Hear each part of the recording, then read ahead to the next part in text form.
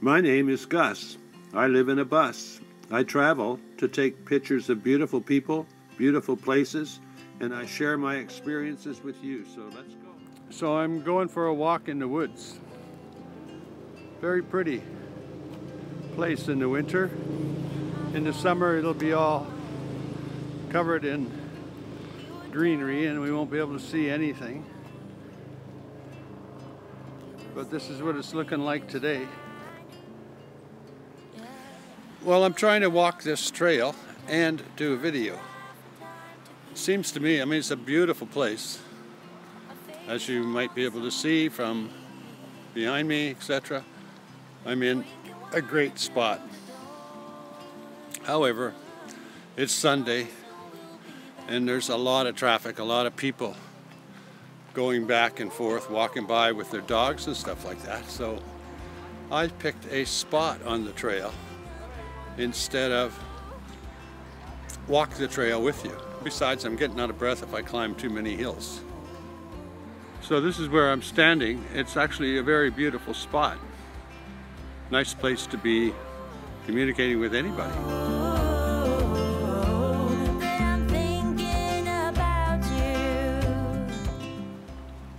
So the other day, I had a meetup with some of the van dwellers in Vancouver. It's a small group, a small gathering, and I had, through the month of January and a bit of December, I was at a gathering called the Ehrenberg Cleanup, meaning we were there cleaning up the desert. I was at another gathering called the RTR, which is the Rubber Tamp Rendezvous, with 10,000 vanners or 10,000 RVers or bus owners, and I also went to another group meeting called, or another gathering called Schoolypalooza. These were all very interesting gatherings and interesting people. Met lots of nice people, cleaned up the desert, did all kinds of things. It was a very interesting experience that I actually didn't know whether I would enjoy or not. But I think the van community in general, especially new people, like Bob Wells says, new people sometimes need a little bit of guidance or just reassurance, actually. The best term would be reassurance. They don't need to be told how to live this lifestyle, because we all live a different lifestyle. We all have different goals, but we can share experiences and we can share our knowledge. So I'm thinking about doing the same thing for the Pacific Northwest. I wouldn't call it the RTR North or anything like that. I wouldn't want to be like trying to live off somebody else's name or something that somebody else has done. But I thought I would try and create a gathering for people in RVs, motorhomes, and vans, etc. Any kind of sort of people living or wanting to live full-time in their mobile unit. That might be a way to put it. So I've started looking for spots, and although I don't have a huge following, I think I can get a few other YouTubers and other people that are more influencers, I guess you'd call them, to advertise or to support such an event. It's just really a matter of how to do it. In order to get near the, in order to get a place during the off season, I would think a weekend, like we have a May long weekend somewhere around the 24th of the month of May here in Canada. Anyway, that's a long weekend. So to start with, a weekend would be great, but it's possible to, I have found some land here in Canada, which is kind of surprising, I didn't know about, where it's free to stay for 14 days. And I found a location which is not too far from Vancouver, maybe 120 miles or 200 kilometers or something like that. It would be about a 5-6 hour drive from the city of Vancouver. Or there are other locations. The only really concern that I have is that the other location closer to the city, some people have suggested you need a 4x4, but I think it's just a rough road, and a lot of most vans would be able to get through, but some people might not want to take their van through there.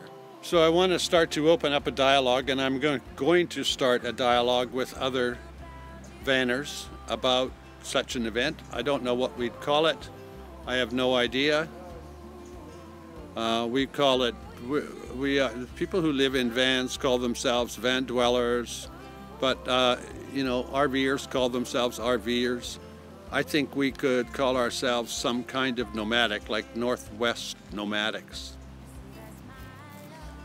These places that I found would easily handle 40, 50 motorhomes or vehicles, and come with camping, come with, in other words, you're legally allowed to camp there for 14 days.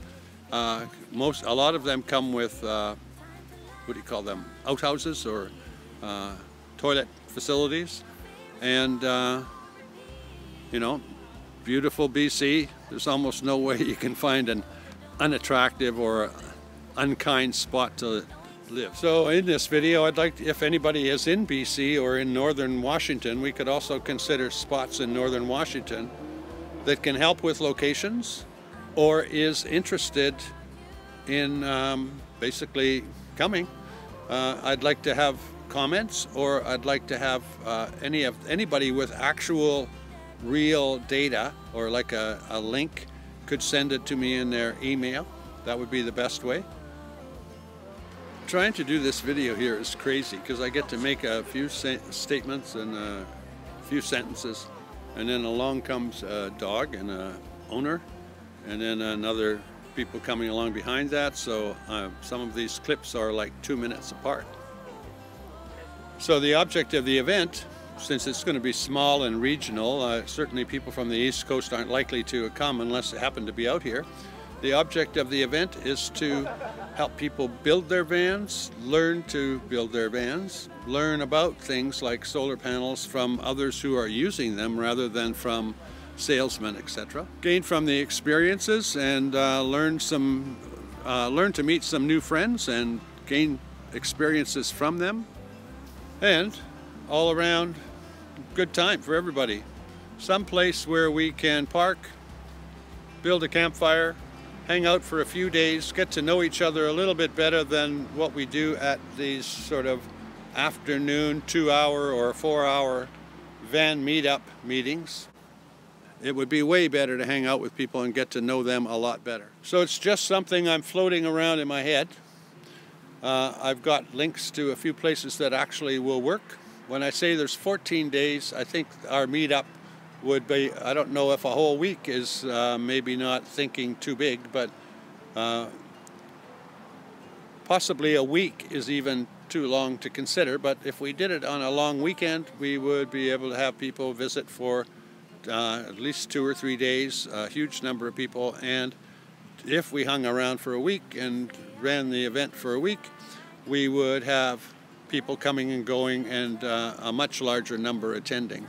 But I don't know, in May, late May, there may be a lot of people quite busy. So my goal this time is about 50 people.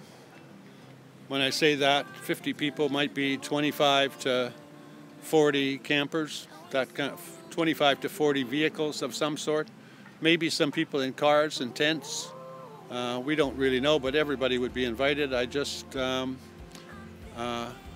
to put together a much finer, detailed plan, but I can't really do that until I've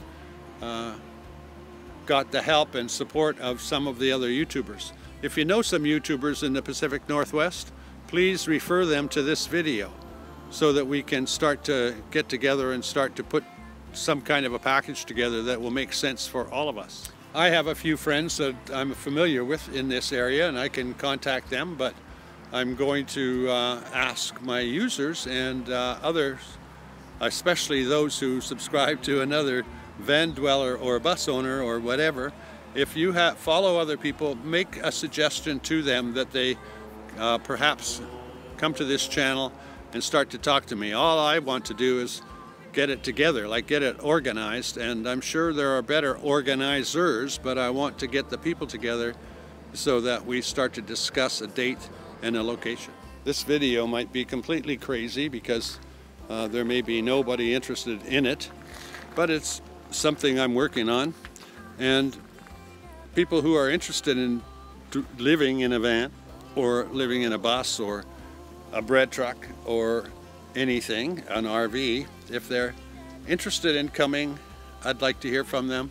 If they're interested in getting involved in organizing it, I'd like to hear from them.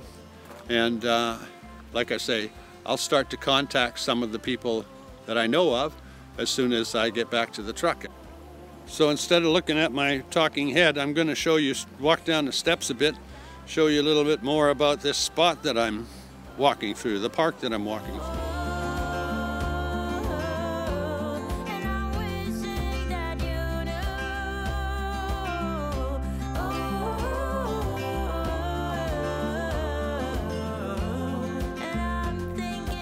So for those who would like to contact me, my email is in my description, along with a whole lot of other information about me, my address, etc. All of that's always in the description.